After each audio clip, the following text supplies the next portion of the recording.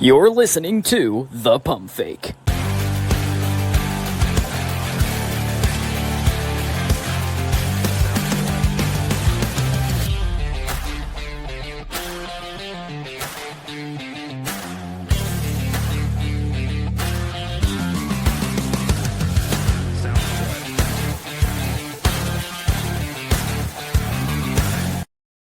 And welcome into the latest edition of the Pump Fake, everybody. After Week 7 Sunday slate in the NFL, we'll be here to recap every game that went down on Sunday. Jarrett Bailey here with you as always. We are presented by FanDuel, America's #1 sports book, and it is a JP Acosta Monday. Hey, look, wow, front row, shake it, you a bad bitch. She shaking dummy ass, I just wanna grab it. Yeah. Whole sound drop and everything now. It's not just me holding my phone up to the microphone to play Bad Biddy. How you doing, buddy? I'm doing good. I'm glad I got my own little intro for the time I'm on. You do, and it's very much. It was worth going to find an MP3 to download and put it in there. And I think I'm not copyright law efficient, but I'm pretty sure if we do it for less than 8 seconds, we avoid everyking. So I think we're in the clear. We're all good. I think we're in the clear. So like I said, we're going to go through every game. Speaking of in the clear, let's start with somebody who's certainly not in the clear. Let's go to the New York Giants. They thought they were in the clear. 26-8 lead, less than 6 minutes to go. And this was, I'm not going to say the craziest comeback ever, because I think Vikings Colts from a few years ago, anytime you have the biggest of something ever, it's going to be hard to top that unless it is topped. But the Giants found a way to blow this in a way that, they did it earlier this year too, against Dallas in a game that they should have won, and in a game against Denver now that they should have won. Now there's questions being asked about if they should make a defensive coordinator change. But the final few minutes of this game, just to focus on that, insanity. The Broncos score all 33 points in the fourth quarter. No team in NFL history has ever scored more in that instance. You look at the historical precedence of it. Teams that had an 18-point lead in the final 6 minutes of the game had won their last 1,062 games. That streak has now been snapped. A lot to take in just from that final quarter. Was this more of the Giants choking it, which is kind of where I lean, or was this more of the Broncos just turning on the Jets at the right time and everything is this more of a Giants loss or a Broncos win? I don't know if I can call it either. I just call it football is weird, because this truly was one of the wildest games one of the wildest quarters I've seen this season at any level of football, because nothing about it made sense. So according to Next Gen Stats, NFL Pro, the Broncos win probability was as low as 0.7% with 6 minutes left in the fourth quarter. By that time, the Giants were up 26-8, and they went up 26-8 based on a I don't even know how I can describe this. Was it the Theo Johnson touchdown, where it hits Wan'Dale Robinson in the chest, bounces off him into Theo Johnson's hands, which the drive before we had another one the exact same way. So I don't know how much of this is the Giants losing or the Broncos winning, but I do know that in the fourth quarter, when the game got tight and you needed Jackson Dart to make some throws, he didn't make the throws, and that's fine because he is a rookie. I'm not condemning him to failure, but the interception to Sternad was really bad. Bad throw. You still had a chance to ice the game on 3rd and 4. You got Wan'Dale Robinson open. He overshoots him. And then you have whatever his final drive was, where he tried to throw 4 interceptions. He had Jalen Hyatt as well, who legitimately could have scored, and he kind of airmailed that one. Yeah, and you pointed out a lot of throwing into windows that weren't there, where he was I imagine he was saying to himself, it's Jackson Dart time, as he's releasing it into a Broncos meeting room. There's a lot of questionable decisions. It's you can tell when a baseball player is hunting for a homer. Or they're hunting to try and get to reset the scoreboard. That's what Jackson Dart was doing on the last drive. He was trying to hit the home run when, dude, you don't have to do that. But I do think I commend the Broncos and I commend Sean Payton for just kind of letting his quarterback figure it out. during the last few minutes of that game instead of trying to do all the designer stuff, which Sean Payton is very good at, but this offense just doesn't have the dudes. It doesn't. And Bo Nix has to be that dude if you're not going to have the dudes. And he was not good for 3.5 quarters. He really turned it up in the last part of the game. The pin pull touchdown run he had Great design. put them up was really nice. The the throw to Marvin Mims, which actually was supposed to be to Cortland Sutton, but Marvin Mims sort of just was in the way. Just sat there. He's just right there. I think it was incredible. It was hilarious. But the best throw and the biggest throw of the game was the fade to Cortland Sutton. That is what has been their easy button this year when the game gets tight. Cortland Sutton on the sideline, making it work in tight window situations. And I think that's really what the Broncos can take away from this game is they know how to win. And for the Giants, you're still young. You're still trying to figure out how to win football games. Yeah, Marvin Mims also had a big catch late in the game on the sideline as well. Like they're finding ways to get by with, as you pointed out, the offense doesn't have very many guys. It's been a lot of Cortland Sutton or bust, but Marvin Mims has kind of been that number 2 for them. And he's starting to come into his own as well. The Giants 2-5. I brought it up earlier, is a defensive coordinator change. We saw the Brian Burns clip after the game from James Palmer. He's just walking to the locker room, just yelling out loud, like, just why are we dropping 8 guys in this situation? It's not the first time they've done that. Obviously, the Dallas game that they felt like they had it in hand, and then the Giants or the Cowboys get downfield, take it to overtime, and then win in overtime on a field goal. Do you think that a change is coming at that position for the Giants? I mean, it feels like we're getting close to that, but I do think you're going to see a lot of guys. You're going to probably see Brian Daboll give Shane Bowen grace because they did just shut the Eagles down last week. That's true. Like let's see what happens against the Eagles the second time before we fire the defensive coordinator, because I think you got to give them a little bit of grace. That's fair. That's completely fair. And I believe they play the Eagles next. So we're going to see. We're going to find out real quick just what they can do, especially with Philly getting hot. We'll talk about here in a minute. Let's move on to another game in the 1:00 window, which could see some jobs come to an end. The Cleveland Browns defeating the Miami Dolphins 31-6. I don't know when the last time the Browns had this much of a lopsided win. I probably should have looked into that before the show. I will after the fact, because now I've made myself curious.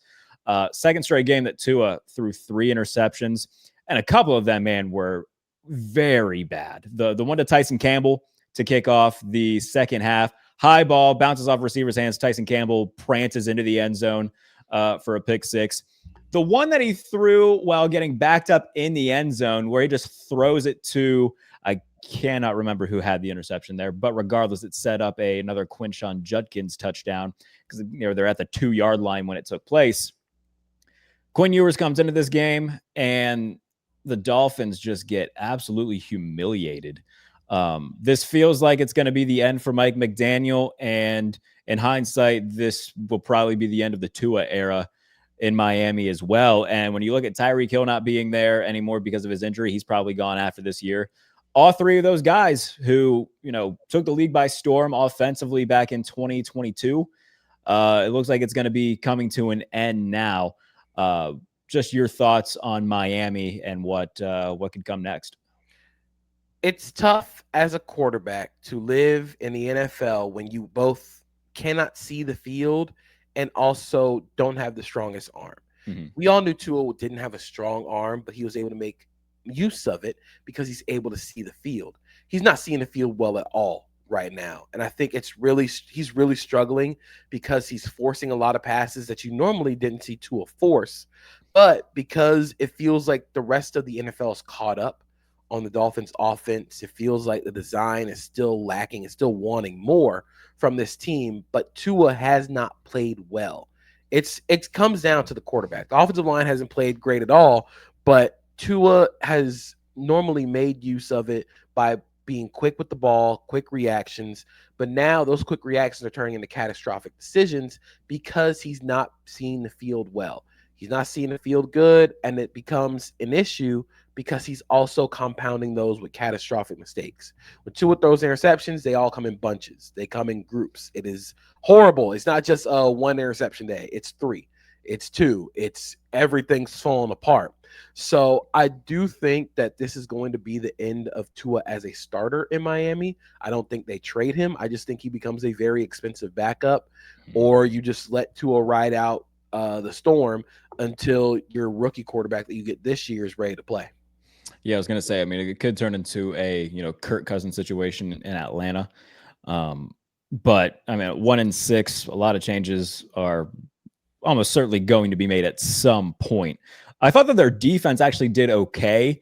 Quinshon Judkins, yes, he had 3 touchdowns, 84 yards on 25 carries, and 46 of that came on one run. So I thought they did an okay job of shutting that down. It was just when they didn't shut it down, it was explosives for the Browns.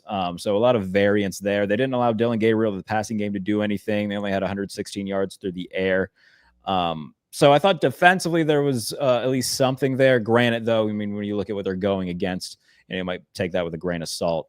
I do wonder if they become big sellers at the deadline. And you got a guy like Minkah Fitzpatrick who's still playing at a good level at safety. If a contending team is in need of a good back end player, perhaps they call about him. Rumors of teams calling about Jalen Waddle.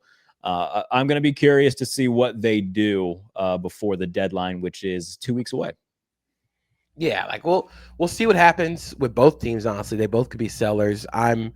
The Dolphins defense played well, but I do think because the Browns are who they are offensively, it's I don't know if they're turning a corner, but right, we can see a lot of guys become available. Yeah. Let's go to the NFC East. The Cowboys. I picked them to be a playoff team before the season simply because I believed in this offense and their ability to just run up points. We saw kind of what the Infinity Gauntlet version of that could be on Sunday against Washington. George Pickens has a nice day. CeeDee Lamb has a big comeback for him, 5 catches, over 100 yards and a touchdown. Dak has another 3-touchdown day. I think 14 touchdowns and no interceptions over his last 4 games. Dak looks incredible right now, a legitimate MVP candidate if they can find a way to get something from their defense and get into the postseason. Really like what we're seeing offensively from the Cowboys. And, I think a lot of people have brought this up. It's going to be very similar to what the Bengals had to do last year, is score a ton of points and hope that, they can sneak in with 9 or 10 wins. But if they get to that 10-win mark, I think they'll get in. It's just a matter of can the defense hold up its end of the bargain, because offensively they're a wagon. And the thing with the Cowboys is we knew this going in. We knew they were going to have to put up a lot of points. But Dak Prescott has been an MVP caliber quarterback so far this season.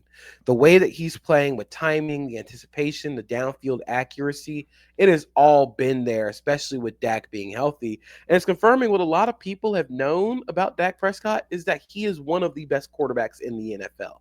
And the dynamic between CeeDee Lamb and George Pickens kind of working off each other has been so good this season. But the rubber really... Who would have thought that the best medicine for a quarterback to calm down was a quarterback that wasn't complete shit? Maybe that helps a star receiver chill out a little bit. A quarterback who actually can get the ball into his area code, not only get the ball into his area code, but get the ball right to his front door, like Amazon Prime. Right. That's good. And he's making great contested catches on a weekly basis at this point. It's nothing new with George Pickens. We knew how good he was. It was just a matter of, all right, he's got Kenny Pickett and Mitch Trubisky and Russell Wilson on the tail end throwing him passes. And it's just all right, get him a real quarterback and see what happens. And he's reaping the benefits of that. He's played really well, but where the rubber really hits the road for me with this team is the fact they're able to run the ball effectively. Who would have seen this coming from Javonte Williams, man? That's crazy.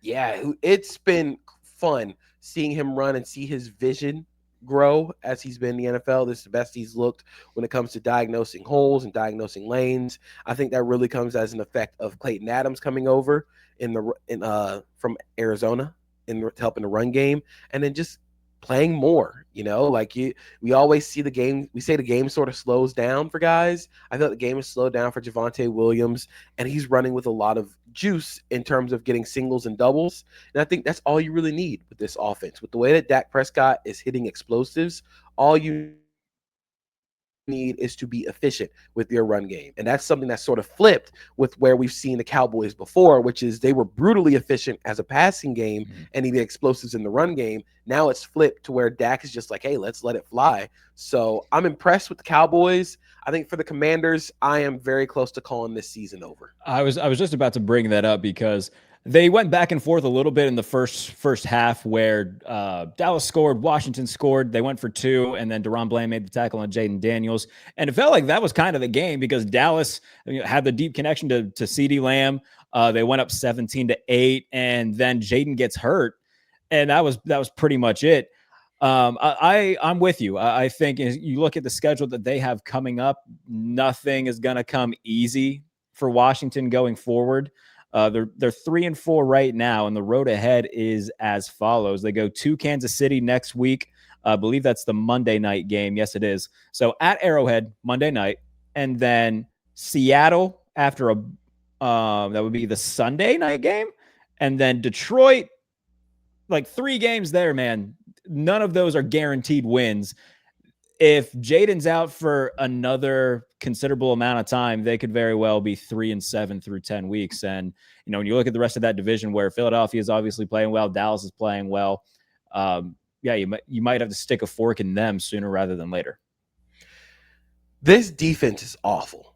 Like, I'm just going to, like, it's straight. Like, you can say, like, well, scheme is this, scheme is that. The hope that they were making for this defense was that the veteran additions help keep them afloat. But the problem is all the veteran additions have shown their age this season. Marshon Lattimore was, quite frankly, like the worst defender they had on the field against the Cowboys. I think there was a play where, like, a 3-play stretch where Marshon Lattimore almost gets into a fight with George Pickens. George Pickens then proceeds to catch a pass over him for 30 yards. Then you add on another 15 for DPI, and then CeeDee Lamb toasts him, and it's just like, you're supposed to be our CB1. They're giving him CB1 matchups without him performing to the level of a CB1. Von Miller has been sort of non-existent in this pass rush room. They haven't been able to get pass rush very much. It's just awful right now for them defensively, and that's why I think this season is close to over, because we've seen teams like playoff caliber teams sort of survive without their starting quarterback because their defense is able to keep games close. They don't have the defense They don't have a defense of that caliber to keep games close. So without Jaden Daniels, if he even misses a month, you're going into the bye week after facing Kansas City, Seattle, Detroit, Miami. Like, you're probably only going to have 4 wins by your bye, and you still have to face Philadelphia twice. So they would have to run the table in that instance even to have a shot. And even if they do that, they could very well not get in, considering that the NFC is a little bit deeper. So that's when you have games like this, I mean, especially divisional games, but just in general, when you lose a quarterback as well. Now we're going to see how long Mariota's in. It puts a damper on a lot of things. And for a team that had such high hopes coming into this year after an NFC title appearance in 2024, it's crazy to see just how far they've fallen. And speaking of, the defensive issues, like, they have guys on that side of the ball. Like, Mike Sanders still is very good, but he's their nickel guy. They don't really put him on the outside. They drafted Trey Amos, who's, looked good in spells this year. But when they face high-powered offenses that can kill you in multiple ways, like Dallas can, we see what the end result looks like. So I do have a lot of concern about Washington and what their ceiling currently is, just because they don't have enough talent on the other side of the ball to make enough of a difference. And Terry McLaurin's also been hurt. They don't have Debo didn't play in this game. Yeah, Debo didn't play in this game, so they're having to turn to, Chris Moore and like Zach Ertz to be their number 1 targets, and that's just not going to get the job done. So a lot of factors really going into, a lot of bad things for Washington right now. Let's keep going down the rest of the NFL Sunday slate from week 7. Your Jacksonville Jaguars in London did not have a great showing. Matthew Stafford, 5 touchdowns. Devontae Adams caught 3 of those. Couldn't get anything going offensively. They had multiple trips to the Rams side of the field that ended with failed 4th down conversions. And And I don't fault them too much for those because at that point, if they had just kicked field goals, even if they had gone in, still a 3-possession game early on. So like I don't fault them for going for it, but there was a lot of things for Jacksonville offensively that weren't working. Travis Hunter got his first touchdown, that's great, but yeah, the Rams just really had their way, and the story of the game was they didn't get until Saturday. We'll see how much the jet lag takes over. It didn't. They look great. The Jaguars, again, I sort of feel like we keep saying, like, this team is going to be good once they stop punching themselves in the nuts. But at some point, you just become who you are. You are who you are. Yeah. At this stage of the season, they're the most penalized team in the NFL. 10 penalties again. They have the most holding penalties in the NFL. They lead the NFL in drop rate by a wide margin. I believe they're the only team in the NFL with a double-digit drop rate, and that came up again on Sunday. Trevor Lawrence has played fine this season, but also hasn't been able to overcome every receiver dropping a pass. And in the defense, I think the defense can still be good, but it's hard to win games when you're not putting up points against high-powered offenses, against high-caliber quarterbacks like Matthew Stafford. Yeah. It's hard to keep putting up points. It's hard to keep other team off the board when your offense isn't putting up points. So it's tough for the Jaguars. I do think the Rams really kind of found something with their 12 and 13 personnel. All 3 of their tight ends had an explosive reception against the Jaguars on Sunday. So I think that's really cool. It's something that I think Sean McVay has wanted to get into, especially with Puka not playing. So you get a little more Terrence Ferguson on the field. You get some Colby Parkinson targets. Devontae Adams was great. So I think the Rams are clicking and finding the right buttons to adjust without their stars. And I think the Jaguars need to do some soul searching offensively on what really can work for this offense. Yeah. And, looking at what the Rams did without Puka Nacua, I think Stafford had like 7 different receivers catch a pass in the first half. Like it was spreading the ball out really well. The Jaguars had a few chances at takeaways. There was like a batted ball that was pushed around by Foye Oluokun that just hit the turf, and that could have, maybe changed momentum a little bit. And there's a defense that's really lived on takeaways this year and been very opportunistic when it's come to that. Just a bad game.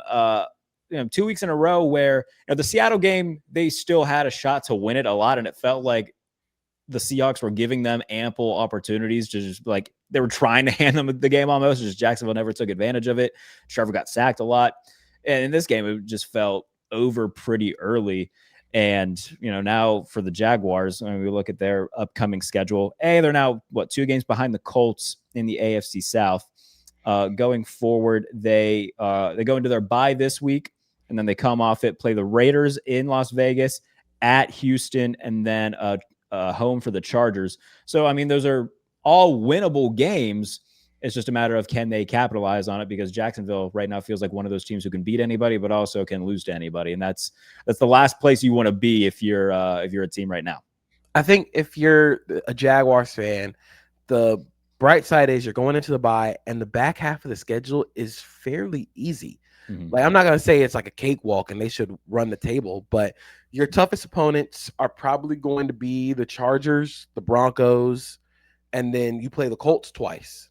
So you're gonna find out who this team is in the second half of the season. But just opposing their back half of the season with Indianapolis, who they're still fighting for in the division for first place, Indianapolis has Seattle, both Houston games, both Jacksonville games, and Kansas City and San Francisco after the bye. So I'm not going to say their schedule is tougher, their schedule is easier, but there's a lot more. There's more winnable games for the Jaguars on there if they can just stop punching themselves in the nuts. All right, let's move on to Bears Saints. The Bears have now won 4 in a row, 26-14 win over New Orleans. I actually picked the Saints to win this going in just because I was like, I don't know. Do I believe in the Bears that much where they can be a team that gets on a roll like this after an 0-2 start? And I was very wrong about that. Defensively, they played really well. They picked off Spencer Rattler 3 times, sacked him 4 times. I think the Bears defense is starting to come into its own a little bit. Granted, it was against, the Saints and whatnot, but they still have guys on that side of the ball. Chris Olave had a pair of touchdowns. Rashid Shaheed's still there. They're getting Alvin Kamara, trying to get him involved at least, but he only had 28 yards on the ground. But doing it without Jalen Johnson, I thought was a really impressive showing from the Bears, who are now 4-2 and staying afloat in the NFC playoff race. I think this game was a Ben Johnson, I'm not going to say masterclass, but this is the reason you go out and hire Ben Johnson, because Caleb Williams did not play a good game, and you still scored 26 points and won the football game. Think about last year when all the games Caleb Williams did not play well in, they'd only score like 3 points. They barely score. But now you're scoring 26 because I think the run game has improved a lot. Yeah. And the floor of the passing game is still very good. As much as I think Caleb Williams is a little Kyler-ish when it comes to his play. That's an interesting comparison. And I'm not saying like he's going to have the same career trajectory as Kyler Murray, but I just think some of the chaoticness in the pocket reminds me a little bit of Kyler. Sure. Where he's been very good is in the quick game and in being able to maximize yards after the catch. You don't need to be explosive downfield if you're getting 20 yards after the catch on every single play, and that's something that happened against New Orleans. They were able to hit on the speed outs to Odunze. You're able to hit speed outs to DJ Moore, and then the run game is working because I think Ben Johnson has really started to find out what works for this offense. He's not going to run a lot of inside zone. It's not going to be a lot of counter, a lot of power like he was trying to do earlier this season. This is toss, sweep. We're going to get the ball outside, and don't let DeAndre Swift try and read this out. Just let him hit the gap and hit the gap hard. And he's really benefited. He had 124 yards on Sunday. 102 of those came on runs outside the tackles, according to NFL Pros. So you're finding out what works. Ben Johnson has found out what works for this offense, and it's raised the floor for this team. They still have yet to reach their ceiling, but the fact that the floor is beating the Saints by double digits in a game that really didn't feel that close, that's a good sign. That's a good step. To the AFC now, where the Patriots defeated Tennessee. FanDuel had this game with the Patriots 6.5-point favorites, and I have never bet something so quick in my life. It looked a little bit scary early on because the Titans had points on both of their first drives. Field goal to open up, and then the deep touchdown pass to Chimere DK from Cam Ward was a beautiful throw. But then after that, the Patriots really just put pedal to the metal. Drake May, 2 touchdowns in this game, 21 of 23 passing for Drake May, the highest completion percentage in a regular season game in Patriots history. And considering the fellow that was there for 2 decades, that's saying a lot about Drake May's performance. Defensively for the Patriots, they pick off Cam Ward once, they sack him 5 times. And yeah, just a dominant performance for Mike Vrabel, who, we saw it in the locker room afterwards. The team knew what this meant to him and, any coaches that were in Tennessee before, but specifically for Vrabes, who got let go in what was clearly some sort of power dynamic struggle, and goes back to Tennessee and beats his former team by 18.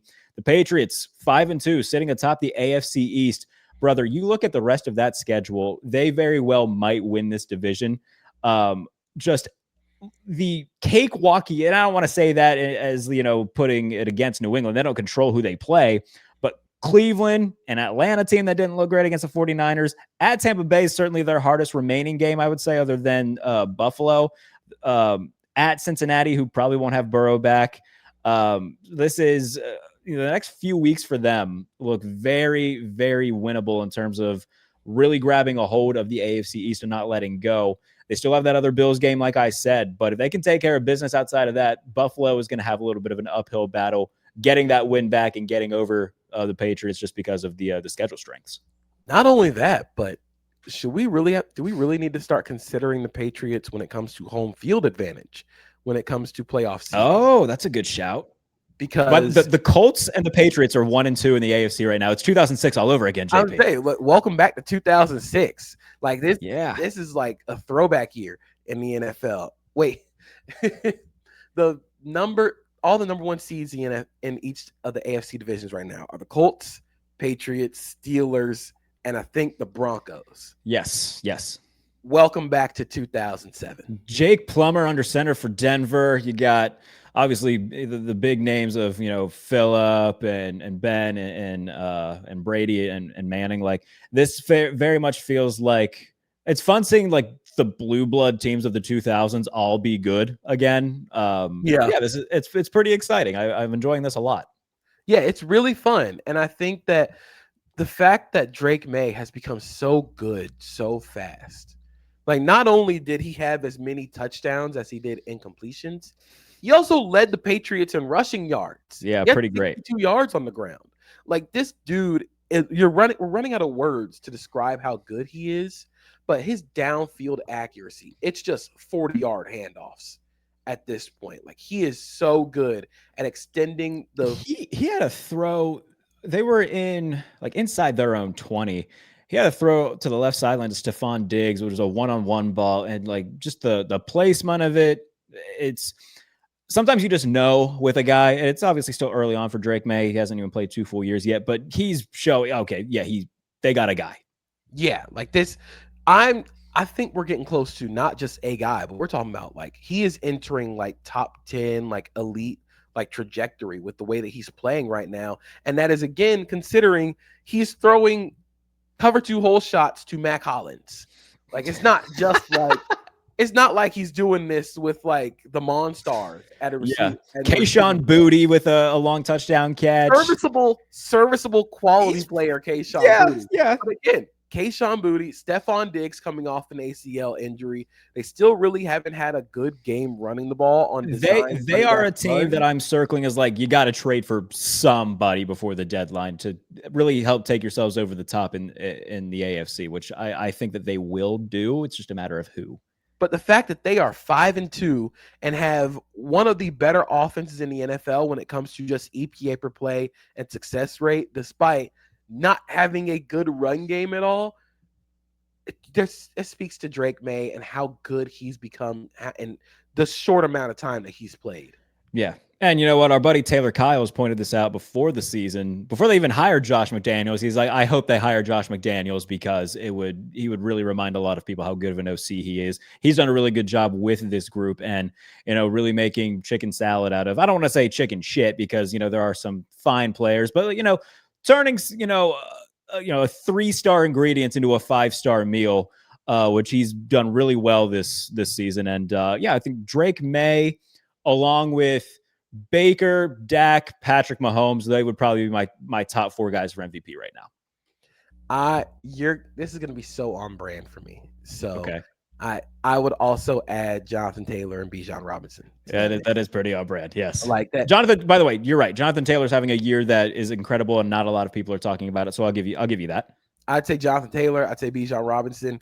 And also I'm not going to say underrated at this point because it's not. The Niners are 5-2 and Christian McCaffrey leads them in touches. Like if they somehow, it's a long season still. If they somehow win the NFC West while missing at some point this season, they haven't had games where they've missed Brock Purdy, George Kittle, Ricky Pearsall, Brandon Ayuk, Jawan Jennings, Nick Bosa, Fred Warner. Yeah. And they still win a division. I don't know, man. We're talking like value. Christian McCaffrey is up there. It's just about how long his body can hold up. But I think you and I also both know it's a quarterback award, and it always is probably going to be. So that's why I keep doing this. That's fair. I will fight that war. All right, fair enough. Let's go now to good Lord, 31-0. The Chiefs defeating the Las Vegas Raiders. This feels very much one and done for Pete Carroll. So I'm just gonna read off some stats. All right. This is gonna be good. I'm excited. The Raiders had 30 plays on offense. Oh, yes, I do know where you're yesterday. The Chiefs had 30 first downs. Absurd. Justin Herbert was pressured 36 times.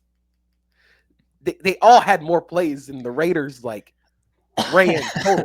That is the second time since 1950 that a team has run 30 or less plays in an actual real deal NFL football game. Pete Carroll's probably going to be one and done. This is probably going to be one where Pete Carroll's a Hall of Fame coach, but he had that one bad year in Las Vegas. So it kind of sucks for him. But I said it in the show notes I was setting up. I said it before we started writing for CBS. The Death Star is fully operational. They are back. And I I made a meme last week when I asked who the best team in the NFL was, and everybody said the Chiefs. I made like the objects in the mirror are closer than they appear. Yeah. And the Chiefs are running very quickly. They are very quickly closing in on the Colts and the AFC. This offense is so good. Second in DVOA right now behind Indianapolis. They are so good. And the fact they've added Rashee Rice to blend both their offenses together, because it felt like before they had like two offenses, the 11 personnel, spread and shred, like a lot of the death by RPO, quick game stuff, they ran out of 11 personnel. But then when they got to under center, they did it with 12 and 13 personnel, and it took receivers off the field. Yeah. Now at Rashee, you can be in 11 personnel, and you can still get under center because Rashee Rice does some of the stuff in the power slot. He's able to absolutely shred linebackers underneath in like choice routes, and they were feeding them. And the fact that you're able to get him targets, able to get him going, this team is going to be very, very good offensively. They are very, very good offensively. And it's sort of, I don't want to say it masks for a defense that I still think has flaws, but when your offense is putting up 31 points in 3 quarters, there's not much else you really have to say about a defense. No, there is not. And you look, by the way, was the object closer than they may appear? Was that a direct like car reference to Rashee Rice? Because if so, that's pretty silly. No, I did not mean that. Okay. I didn't even think about that. Okay. Well, I just thought I'd bring it up. Yeah, like we've seen, even in the loss to Jacksonville, the offense looked awesome. And like it found its swagger. And that was before Rice even came back. Defensively, though, and I understand that it's a bad Raiders offense. Limited them to 30 plays, but also Geno Smith goes 10 of 16 for 67 yards. They net 70 passing yards on the day because Kenny Pickett came in and did what Kenny Pickett does and immediately fumbled. Like they defensively, they are just so good, so well schemed with Spags, and just personnel wise, like everybody in the front office, Brett Veach deserves a lot of credit because most of those guys out there are draft picks, whether it's McDuffie, Jones, Karlaftis, Bolton, nice signing of Drew Tranquil a few years ago. They've done a really good job of just building around what Spags needs schematically, but also finding and turning guys into stars on that side of the ball. You look, do they lose another game? I wouldn't be surprised if they finished the year 14-3. Oh man, I don't know, because you still got Buffalo on the road, which I think is always going to be a tough game. Denver's going to give them a game after the bye. Indianapolis, Dallas could be really fun. I think between weeks 9 and like 13 are probably your best shots at getting one on the Chiefs. Yeah. Because again, you're on the road to Buffalo, bye week, on the road to Denver, Indy at home, on the road against Dallas. Those are probably your best shots at beating this team because they have the offense to keep up. Yeah. Or in the Broncos case, they have the best defense in the NFL. All right. I'm going to take a very quick break. We'll be right back to continue recapping everything from Week 7 Sunday in the NFL. This episode is brought to you by Hello Tickets. Guys, none of us love the leader in tickets right now. We all know the app that I'm talking about. But if you head over to hellotickets.com, you can find cheaper tickets than what Ticketmaster is offering. For example, if you want to go to the Steelers home opener, if you're a Steelers fan like me, the seats that you would buy at Hello Tickets are almost $30 cheaper than what you would pay over on Ticketmaster. The link in the description will get you started. Head over to hellotickets.com today. All right, welcome back in to the Pump Fake, everybody. Rolling through every Week 7 game. JP Acosta joining us. Where should we go next? I just lost the schedule in front of me. Holy hell, I had to run up my stairs real quick. All right, here, a little peek behind the scenes. Holy hell. So the girlfriend went to get her nails done, and I told her, okay, yeah, I'll just leave the door unlocked. I'm going to do the show with JP. And realized I didn't leave the door unlocked. And so ran down the stairs, unlocked the door. I don't run. That took a lot out of me. That was bad. All right. Let's go to Philadelphia and Minnesota. The Eagles, talking about teams getting their mojo back. A.J. Brown, 2 touchdowns in this game. Devonta Smith, 9 catches, I think over 20 yards per catch and a long touchdown. It was really good to see this offense kind of get back in the swing of things. We don't got to worry about A.J. Brown tweeting out some sort of cryptic message. after like either a win where he catches 3 balls for like 7 yards or a loss. But Philadelphia it felt like only a matter of time before they would. There's just too much star power there and too much success that they've had over the last number of years where they weren't just going to go stagnant for an entire year. But big game for Jalen Hurts. Jalen Hurts, this is the first time he's thrown for 300 yards in 24 games. So a big streak snapped for him, 3 touchdown passes. Saquon Barkley still struggling, but the passing game getting going. Big day for Philadelphia and big day for AJ Brown. So I don't want to sound like a hater because I do think it was a very good game for Jalen Hurts, AJ Brown, and Devontae Smith. I just don't know if this is a sign of things to come for the Eagles. And I'm willing to be wrong on that. I know that the Eagles have the talent to really make this thing work long term. The issue becomes, I don't think that this Eagles team, I think if you can beat the Eagles without blitzing, or if you can play the Eagles offense without blitzing, you can beat them. The Vikings are just too reliant on the blitz, and they relied on a lot of man blitzes. The problem with Jalen Hurts is you can pressure him, but you can't blitz him in man blitzes because all he'll do is just throw it to AJ Brown, Devontae Smith. Like that it felt like a bailout game again for them. Like, oh man, it's a blitz. Don't know what else to do. Throw it up. And that's a good thing for the Eagles. I think that's a good way to live for the Eagles offense right now as they try and figure things out. But I do wonder what's going to happen when teams play a little bit more zone against this team. What do they do? But I do think that adding play action to this offense, they ran 4 play action. Jalen Hurts had 4 play action dropbacks in this game. He had 5 going into this game all season. Pretty crazy. I think adding play action is going to really help this team out, especially because of how big they want to play. So I think that might travel, but I do think that this was more of Minnesota might be a lot further behind than we thought. Yeah, I mean, you look at Carson Wentz had 2 bad interceptions in this game, one of which got taken back for a score. So, the fact that they were still in it with 2 minutes left to play, if not for a holding call on a touchdown pass to Jalen Naylor, if not for a questionable overturn on a TJ Hawkinson touchdown, we could be talking about a different result right now. 3-3 are the Vikings. This JJ McCarthy thing still going on.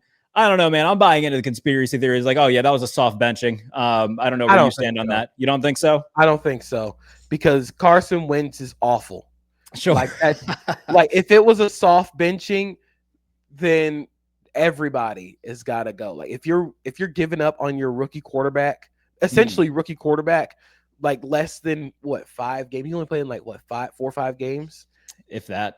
If you're giving up on him that early, then nobody here deserves to be a coach or a GM anymore because that's who you tied your future to. I don't think it's a soft benching. I do think his ankle's just a lot worse than we thought. So, and again, even if this was a soft benching, unbench him.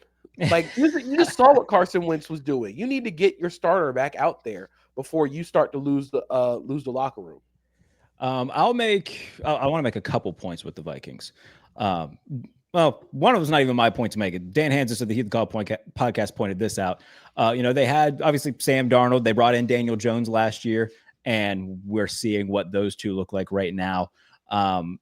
With Jones, it was very much hey, come spend time with me. Hopefully we can, help get your career back on track. He was never going to be the guy. But seeing all the guys that they've had, and the reports that hey, maybe Aaron Rodgers wants to go there, and then ending up with Carson Wentz being the guy under center while JJ McCarthy's dealing with something. It's a pretty big stain. Coming off the year that they had, and if JJ McCarthy doesn't end up being the guy or end up being playing well and being a franchise quarterback, and Sam Darnold and Daniel Jones continue to ascend, not just this year but for years to come, it's going to be a big what if for the Vikings. It is, but I also think hindsight's 2020. I think, of course, knowing what we know now, of course, you want to be yeah, you should have signed Sam Darnold. Yeah, and they weren't going to give up on a guy they drafted in the first round for totally get that. Go ahead. And I think the Daniel Jones thing is he wanted a chance to start. He wanted to go play starter football. He wasn't going to start in Minnesota. Like Yeah. if all things were in a perfect world, JJ McCarthy isn't hurt at this point. So of course, yeah, he played poor in the first 4 games that he played, but it's a little like hindsight's 2020. Obviously, now you want to say, yeah, we should have kept that guy, but he wanted to go be a starter somewhere, and he's doing that now. Yeah. All right. Let's keep it rolling. Carolina and the Jets. We don't have to spend too much time on this game, but good Lord, what a horrible football game between two not good teams. You know what? I do want to say this too. I'm already seeing people be like, oh my God, the Panthers, 4 wins. Stop.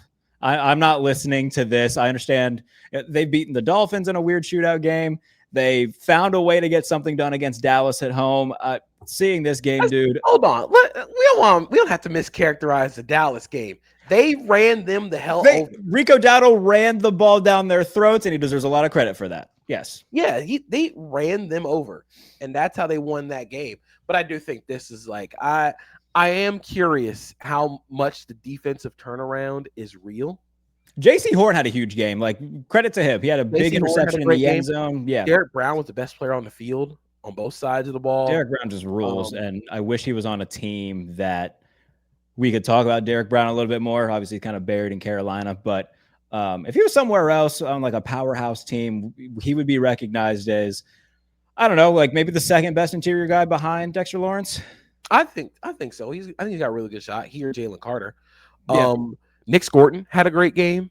Another one of those second round edge rushers they drafted who has just turned into a quality player. Like he's just been a very good player. The issue is Bryce Young has a high ankle sprain and will not be playing next week. Andy Dalton time in Carolina. That's not good. That I know people want to do. Oh, Andy Dalton was playing better than Bryce before. Can I throw something at you, or at least throw an idea at you? Go for it. Anthony Richardson to the Panthers. No. Okay. Absolutely not.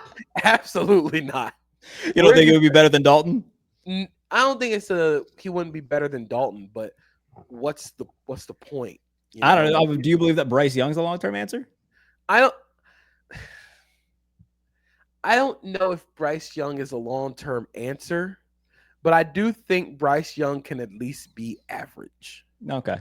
Like, and if you're willing to live with him just being average, like sure, you're willing to take that chance, but I would love to see like Richardson have like a similar deal to what Daniel Jones had last year. Spent half a season with Kevin O'Connell. Somebody will look at that and say, all right, maybe he's improved a little bit. We'll bring him in for a competition for a bad team like Carolina. Like, all right, see, we'll have an open competition in the spring. If you win it, you'll be the starter. And then maybe, something's unlocked there. And this 6'5", ginormous physical specimen of an athlete can at least turn into an average passer. Well, that's what he's doing now. Like that's kind of what he's doing now. I think he's gonna get that time to like sit behind Daniel Jones. I wonder what's going to happen to him in the offseason. I wouldn't be surprised. Yeah, Daniel Jones only signed a 1-year deal, didn't he? Yeah, he only signed a 1-year deal, but I do think he is going to he's probably gonna get extended there. Right. It would make sense if they extended him, but I do think that this is going to be a Anthony Richardson trade scenario. I don't know where they trade him. I've personally been advocating for the Rams. That makes sense too. Yeah, but I don't know if Carolina is the best. Bro, he would look good in a Rams uniform. He's got a lot of on-field swag as it is because he's just built like a brick shit house, but he's got a good helmet that fits him really well. I like the undershirt that goes to here, but also an arm sleeve with it. On-field drip, if it was as good as his on-field play, he would certainly be in the top 10. Maybe like the Raiders, depending on what happens. They should do that now, just for fun. See what happens. Like, see, who cares? Like, let them go play. I would be excited to see that. Justin Fields got benched in this game, came back in, and now there's like a weird quarterback dilemma. I would assume he's not starting anymore. They're 0-7. Tyrod's the best quarterback on that roster. I would assume Justin Fields isn't going to start. There hasn't been an official announcement yet, but that looks like the direction it's heading. Aaron Glenn didn't answer like definitively if in his press conference today if Justin that tells me all I need to know. So it's just tough. You paid $40 million to a guy that you essentially kind of give up on 30 of it guaranteed. Yeah, like it's just tough. And I think we knew the Jets were going to be bad. We knew that this was going to take a long time for it to get rolling. But they're having to bench your quarterback that you picked to be the guy, or at least be the bridge, is tough. Is Aaron Glenn going one and done? I hope not. I hope Aaron Glenn doesn't go one and done, because I think that going in, everybody knew this was going to be a long-term thing. But the fact that the defense hasn't really – this was their best defensive performance of the season. By far, yeah. And just the offense, the choices that they made in the offseason, not addressing the receiver room, signing Justin Fields, making your CB2 Brandon Stevens. Like it's all just kind of compounding. Yeah, for sure. Let's go to the Colts and Chargers. I'm actively writing a piece on the Colts because I would make the case they are the most fascinating team of my lifetime in terms of just what the expectations were for them coming into the year to what they're actively doing. They're currently averaging the most points per drive in the NFL in the 21st century. That's pretty absurd. They're leading the NFL right now in DVOA.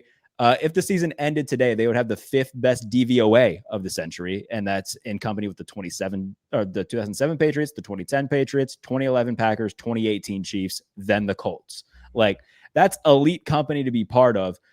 And they're doing it with a guy that was completely written off.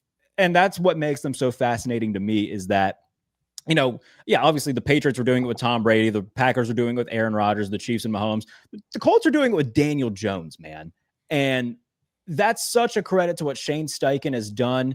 It's a credit to the team that they've built around him. Jonathan Taylor, we talked about it earlier, is having an awesome year. Offensive line-wise, they're doing terrific. And they're getting stuff out of all of these weapons, with Pittman having a solid season. They got Josh Downs involved a week ago. Tyler Warren at tight end is everything that he was advertised to be coming out of Penn State. And then bringing in Lou Anarumo as the defensive coordinator, everything has just come together in perfect harmony for the Colts. And right now they're the number 1 seed in the AFC, just like we all expected. They are so fascinating to me. And if history tells us anything, they're gonna make a deep run in January. And I'm excited to see what the rest of the year holds for them. But man, they are a wagon that was God-forsaken onto their opponents every week. They are awesome. We're both wrestling fans. I'm gonna make a comparison for what the Colts offense is doing right now. They are the excellence of execution. Oh, that's good. We said going into the season, like, we don't know if Michael Pittman can, like, he's a good player. Alec Pierce is a good player in his role. Josh Downs is a good player in his role. Like, you have all these role players, all these specialists. How do they all fit together? But I think the Colts offense is executing at the highest level in the NFL right now.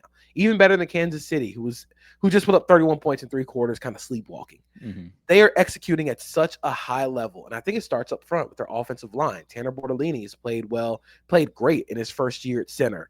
Matt Gonsalves at right guard has really shored up that offensive line, and that's really helped the run game. It's helped Daniel Jones become more confident, and in everything that Shane Steichen does, it just builds off of each other.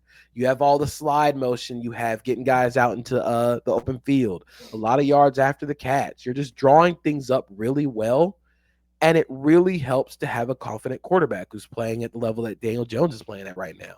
It reminds me a lot of, like, the first version of, like, the Jimmy G Niners with Deebo Samuel, when, like, everything was really working and everything was firing. I would even include, like, the first, like, the back half of the Brock Purdy year before he got hurt. Sure. Like, the way that everybody's executing and the way that the coordinator is drawing up plays, it's all firing right now. And the fact that they're doing this without a defense that is really, like, on and off, the fact they're carrying their team to wins is really impressive. Daniel Jones showed, like, a little rare glimpse into his personality after the game. He was talking to Evan Washburn of CBS Sports, and Evan had said, a lot of people from the outside, this is a big surprise to them. And Daniel Jones was like, I guess y'all don't know too much then. I was like, all right, Daniel Jones, yeah. I enjoyed that a lot, and I think a lot of us will raise our hand and say, did not see this coming. Didn't think this is going to be a year that the Colts were going to be good, much less, arguably the best team in the NFL right now. Jonathan Taylor, another 3-touchdown game. I believe it's the second time he's done that this season. He had 3 against the Titans earlier this year, leads the NFL in touchdowns. 120 yards on the ground for the Colts. Daniel Jones, 23 of 34, 2 touchdowns. On the other side, the Chargers, Justin Herbert, 37 of 55, 420 yards, 3 touchdowns, 2 interceptions, one of which was in the end zone. Wasn't a good throw to Quentin Johnson. Shouldn't have thrown it. I don't know, man. Like recently, the offensive line's bad for the Chargers. They're dealing with a lot of injuries. Completely respect and understand that. This felt like one of those games where Justin listened to the Green Goblin mask a little bit too much, and it certainly hurt them at different instances. This feels like a game where people are going to use this game, like football Twitter is going to use that game. Be like, Justin Herbert's actually bad. Right. Like, no, like he's a really good quarterback. He's one of the 5-6 best quarterbacks in the NFL. It's just sometimes you have stinkers. Sometimes you have clunkers, and in Justin Herbert's clunker, he also threw for 445 yards. Right. But the funny thing, again, we talked about with the Raiders stat, Justin Herbert was pressured on 36. That's berserk. 36. DeForest Buckner had 9 pressures by himself. Like, at some point, this just becomes unsustainable. Yeah. They are trying to survive right now offensively on left tackle 4. At some point, their 4th-string left tackle was in the game. Mekhi Becton left this game with an injury. Pipkins also was hurt. You don't have a run game to speak of at all. Justin Herbert led the team in rushing yards with 31 yards. 31 yards. At some point, all of this is going to become entirely unsustainable. And this feels like the Chargers kind of luck too, right? Where they have the talent and then they just get destroyed with injuries. And in a season where a lot of people went into it saying, all right, yeah, the Chargers, they're a playoff team last year. They could win maybe 11, 12 games. We could be looking back on them going like 7-10. And it, you pointed out the offensive line being completely decimated being, reason number 1. Because if Herbert's pressured this much against the Colts, where Colts are a good defense, but they don't have like an elite tier edge rusher. When you play teams like, Kansas City, you got Chris Jones in the middle. When you play the Broncos, who have Nick Bonito coming off the edge, those numbers could look worse than they did against the Colts. And yeah, it's just, you can't win like that. The spin zone for the Chargers is Joe Alt is coming back. He will be back in this lineup. Omarion Hampton's going to come back for this team. He will be back as a starting running back. But will you have enough leeway? Will you have enough of a lead in the AFC? I mean, they already have the game up on Denver, Vegas, and Kansas City at this point. But I have a lot of questions about how long can you really keep this up? Yeah. How long can you keep playing with fire? We're going to find out against Minnesota. We're going to find out against Pittsburgh in week 10. We'll find out against Jacksonville week 11. Because after their bye, my goodness, after their bye in week 12, they have Vegas at home. Then Monday night against Philadelphia. Oh, my. I'm looking at it right now. My God. At Kansas City, at Dallas, Houston, at Denver to end the season. That's rough. That is a brutal way to finish the season, especially with their weaknesses up front. So they're going to need Joe Alt back before this feels like a team where I just want to wait until they get healthy for me to really see. They do have a quasi get right game in Tennessee. And what would be week 9? Yeah, beginning of November. So, they should win that. But yeah, after that, the road, there isn't an easy game, quote unquote, for the Chargers after that. So I am incredibly curious to see what that will end up looking like. Green Bay and Arizona. I think the Packers youth continues to be like what holds them back from winning games by they won this 27-23 and that's great. I think with more experience of next year, we could see them win that game 33-20, just a little bit more convincing because they are still the youngest team in the league. Their offense is full of babies at this point where it's Jaden Reed, Matthew Golden, Wicks, Dobbs. These are all really young players. And even on defense, obviously Micah. But a lot of those guys are, especially in the secondary, in roles that they hadn't been in before. And I do think that is something that could hold them back a little bit. But 4-1-1, you look at what Jordan Love did on the day, nothing crazy, 179 yards and a touchdown. But Micah Parsons had 3 sacks, had one called back because of a hip drop, which is the first time I've ever seen that called, by the way. I know it's a rule now, but I never see it. But this is a big Micah Parsons game. And I think that when this is kind of the mission statement. Like, okay, when you need a huge play to help solidify a win, Micah, go get a sack. He did that a lot and was really dominant. In a game against Arizona where, hey, they were 2-0. And I said, yeah, that doesn't mean anything. They've now lost 5 in a row. I do think Jacoby Brissett's the best quarterback that they have. I'm still going to keep saying that. I just can't buy into Kyler Murray anymore. I think that they've shown more fight with Brissett than they have with Kyler in a long time. And this could be the beginning of the end of the Kyler era in Arizona. I have another theory about the Packers right now. And I think it sort of plays out statistically. They're not good at running the ball on early downs this year. That is why their offense is sort of sputtered. They run the ball a lot on early downs, but they're not good at it. Their early down pass rate is about 18th in the NFL, so about average, below average. But when they run the ball on early downs, they have a negative 0.07 EPA per carry, which is not good. Now, if you want to compare that to their early down EPA per pass, it is 0.329. Oh, wow. So when you could tell in this game, when Jordan Love was throwing the ball on early downs, they were able to kind of cook a little bit. And I think a large part of that is because the offensive line's been hurt. A large part of that is because some of the play calling inconsistencies when they play weaker competition. But I think if they can open up the game a little bit for Love, who has played very well this year, maybe that'll help sort of loosen up some of the offensive issues. But like you said, this is a Micah Parsons, like, you go show this to Jerry Jones. Like, this is why you traded for Micah Parsons. And there are a few games like that where you trade for Micah Parsons and they win a lot of these games. The reason they win is because of Micah Parsons. The Packers they are still in, like, the number 1 seed for the NFC race. And the large part of that is because nobody can block Micah Parsons. Yeah, anytime you have a guy like that, it's obviously going to raise both the floor and the ceiling. And, if not for the weirdest, I shouldn't say the weirdest, but like bad defensive play calling at the end of the game against Dallas, where they take a lead and then the Cowboys, in about a blink of an eye, go right down the field and take the game into overtime. If not for that, we're talking about them being 5-1 right now.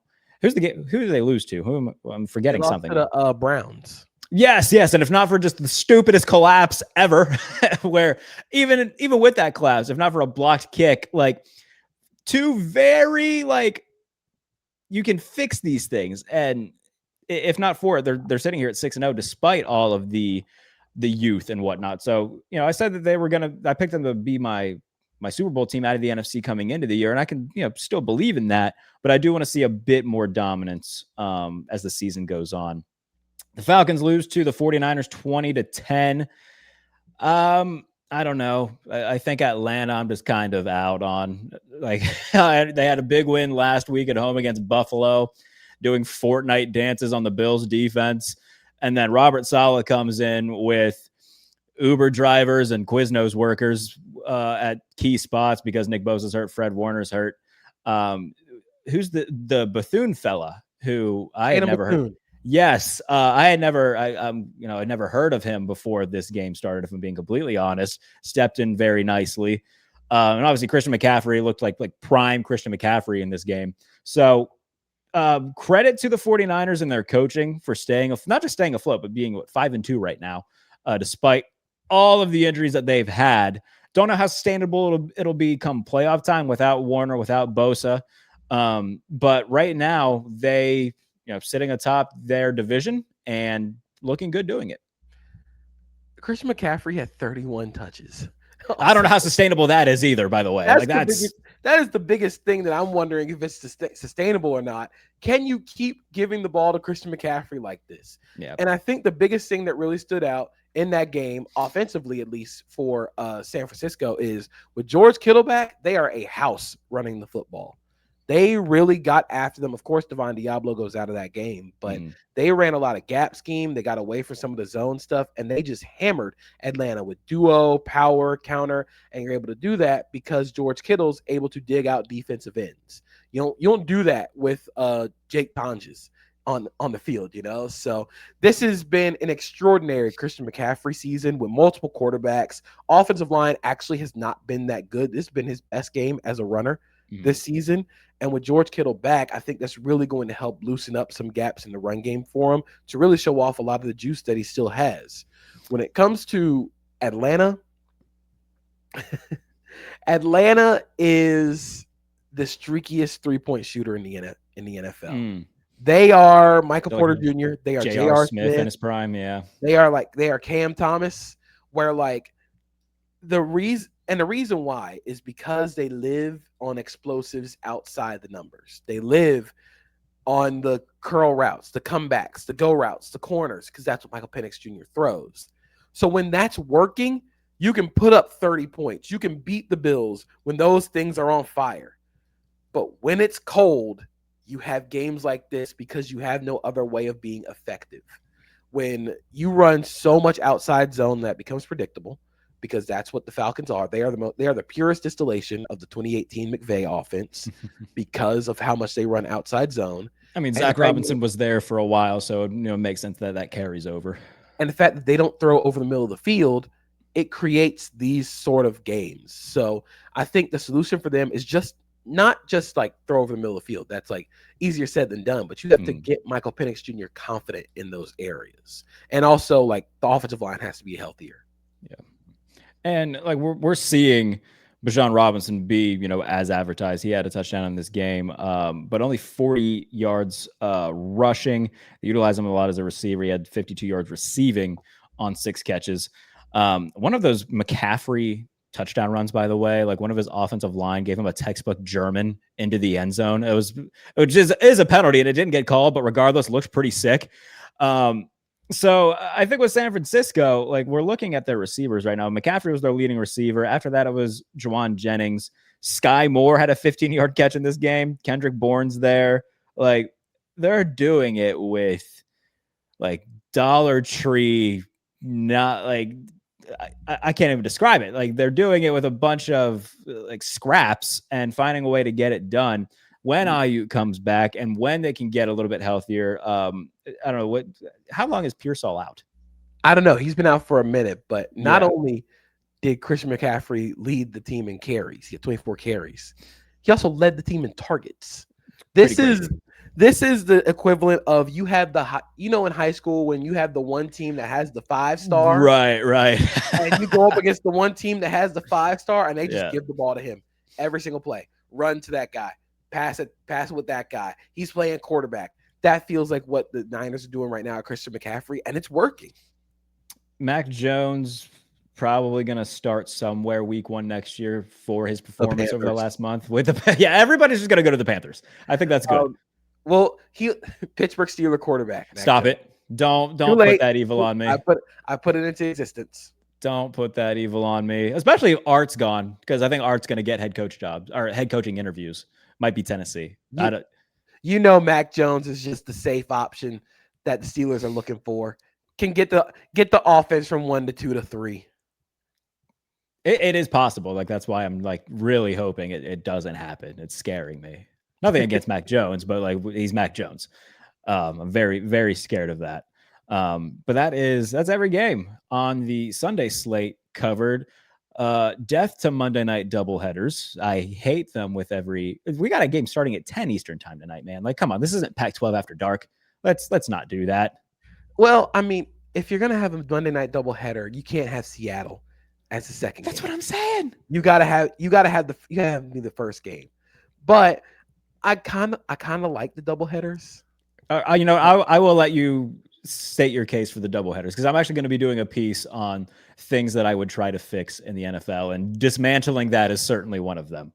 More football is good football. I hear you. I hear you. I just really like watching both games at the same time. I know that it's like the whole idea of prime time is that your one team is in the limelight. Yeah. But I do like the idea of having both games. I think having 2 announcing crews working at the same time is really cool. Chris Fowler has to be exhausted. Chris Fowler, let that man sleep. And I would even say like Lewis and Orlovsky both got to be tired too, because they call college football games. Yeah. Like, I don't know how they do it. It's pretty impressive that they give credit to everybody involved there, but they got to be sleepy. What game do they have? Do they have Seattle Houston, or are they doing? I would assume they have Seattle Houston. I think they have the Buck late and Aikman would do the other one. Yeah, I think they have the late game. By the way, I do love cranky Troy Aikman. Same way I love I don't care, I'm getting Amazon money, Al Michaels. Like, both of them are my spirit animals right now. It's the best. Yeah, like I think cranky old guys is sort of it sort of gets played out, but I do think Al Michaels has played it up really well. I don't even say Al's cranky. Al just doesn't care. Like, he'll talk about whatever the hell he wants to talk about during the game, and just like make like little anecdotes that are very fun. You're like, whatever. Nobody can tell me what to do. I'm 80 years old. I'm getting Jeff Bezos money. I'm Al Michaels. Go to hell. Like, with Troy, like last week, like obviously the story came out about like Caleb and him not doing like the pre-production meeting or whatever. And like, it felt like he might've had some sort of agenda there. But even so, with like the Mahomes stuff last year during the playoff game against Houston, where the flags were coming in bunches for the Texans, he was just actively being like, this is horrible. Like, what are we doing? And I really enjoy that, where like he's just like, I'm not going to be a company man here for the NFL. This sucks. And I appreciate that. Yeah, like I think he's gotten enough like good like ethos and credibility. Yeah, he can just go and say that. I agree. JP Acosta, what do you have coming on CBS Sports? Always make sure you look out for Pushing the Pile. We got a fun show tomorrow where I have JP's playbook again, talking about some of the coolest plays I've seen in week 7. This is week 7. Yes. And then just follow Tuesday, Wednesday, Thursday. We have podcasts going up. I have a story coming out this week about the Kansas City Chiefs. So just make sure to follow along. Find me on CBS Sports HQ, wherever you want to log on and see me on TV. So make sure to follow me, see what I'm doing.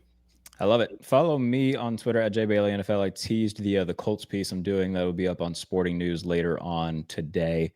And yeah, if you're watching this on YouTube, please be sure to subscribe to the channel. If you're listening as a podcast, leave a comment, leave a review. We'll be back later on in the week right here on the Pump Fake.